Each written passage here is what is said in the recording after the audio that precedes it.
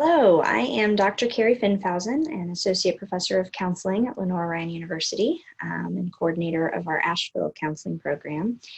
And I am pleased to be the guest instructor for this final week of the COVID class. So welcome to week 10. Today, this will be a pretty brief video. I just kind of want to introduce the week, provide some definitions that might be helpful in conceptualizing the readings around mental health considerations for this week, and also provide an explanation of the assignment related to developing a wellness plan for yourself. So first, I would like to just provide some definitions of different types of crises.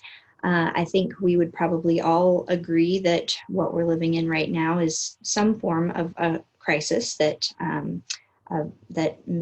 most of us are experiencing. But I want to kind of just put that in context. There are 4 different types of crises. Developmental crises, which might be related to predictable and expected development and movement through different life stages. In developmental crises, one's usual coping mechanisms are inadequate in dealing with that stress. So someone may be moving through a life stage and managing it pretty well. It wouldn't necessarily be called a developmental crisis. It would just be called a developmental stage. But if someone is really struggling in moving through that particular stage or transitioning from one stage to another, then it might be considered a developmental crisis. A situational crisis would be an unexpected, sudden event like a car accident or job loss, or getting a diagnosis, a terminal diagnosis, or being the victim of some kind of crime or assault, or a natural disaster that affects an individual or a family or a smaller part of the population, like a house fire. Existential crises involve questioning the meaning or value or purpose of one's life.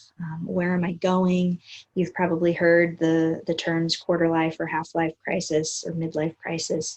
And sometimes existential crises can be tied to other types of crises that someone may be experiencing, like a developmental crisis, or as the result of a job loss, that kind of prompting more of an existential crisis of what do I want to do next? Where am I going? Is this trajectory that I'm on in life really meaningful to me?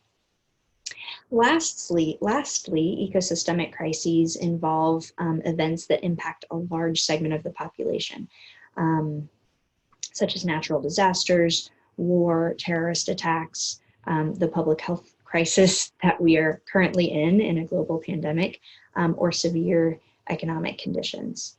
And like I said, there may be some overlap of these crises, and I would argue that all 4 of these may be relevant to our current situation for some people. The other thing that's important to note about crises is that everyone responds to them differently depending on how they're perceiving the event and how it's impacting them, and how they're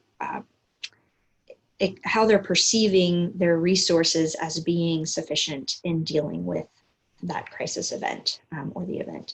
So next, I want to kind of distinguish between stress, crisis, and trauma. We toss the word stress around pretty frequently. I think we all experience stress to varying levels, to varying degrees throughout our day and throughout our lives. I think that what we're experiencing now, some people might define it as being a really stressful time, but might not necessarily put it in the context of I'm experiencing a crisis right now.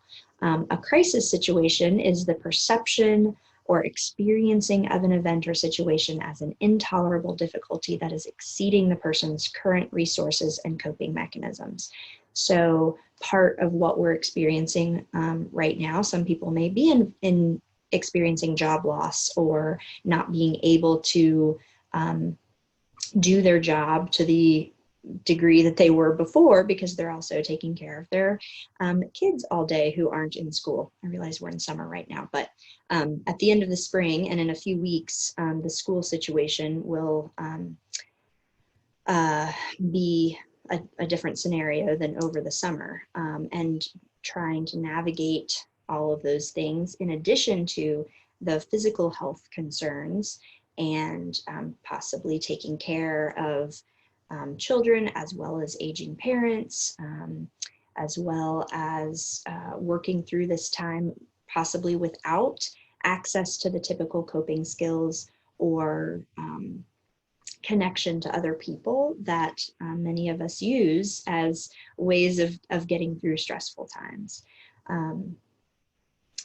Lastly, trauma involves the threat of actual death or serious injury, or the threat of physical well-being to oneself or to another person. And because this pandemic is at the level that it is, many people have serious concerns either about their own well-being or those of their loved ones.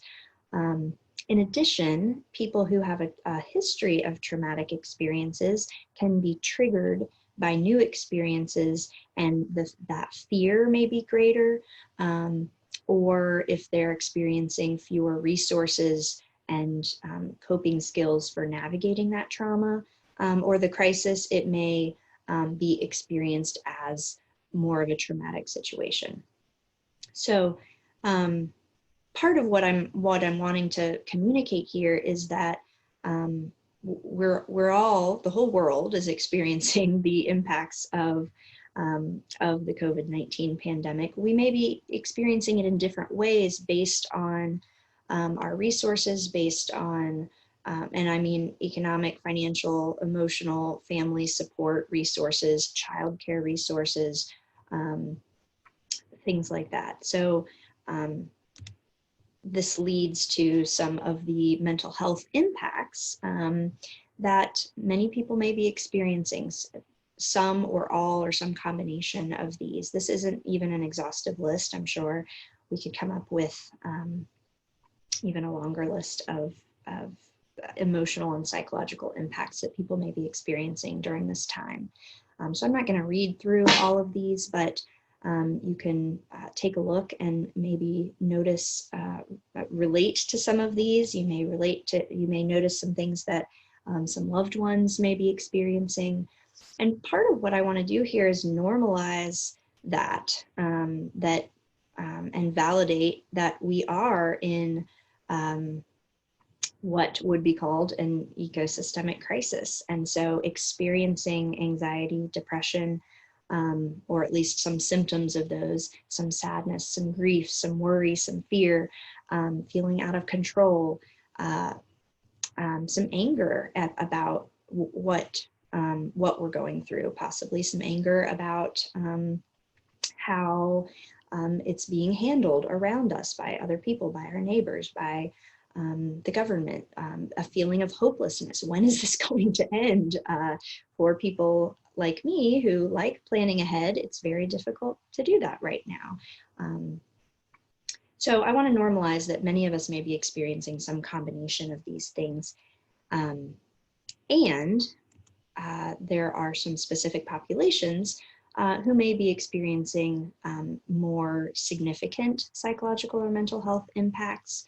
And there's a few of those populations listed here. I've provided some readings that address how children and teens and persons of color and healthcare providers may be experiencing mental health impacts. And I hope that you'll find those readings to be helpful. I'm going to pause here. This might be a good time to stop this recording and start a new one before I explain the assignment.